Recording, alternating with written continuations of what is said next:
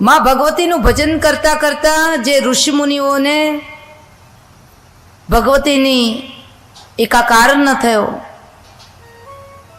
ભગવતીનો સાક્ષાત્કાર ન થયો, એટલે પછી હિમાચલ વિંધ્યાચલ આ પર્વતોની અંદર બિરાજમાન થયેલા ઋષિમુનિઓ એ પંખીનું રૂપ ધારણ કરીને ક્યાં પધાર્યા?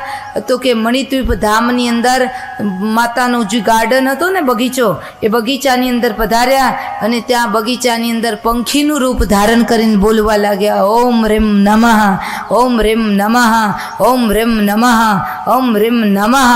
તો મા ભગવતીને થયું કે આ કોણ બોલી રહ્યું છે, આવો સુંદર મજાનો ઠવકો કોણ કરી રહ્યો છે?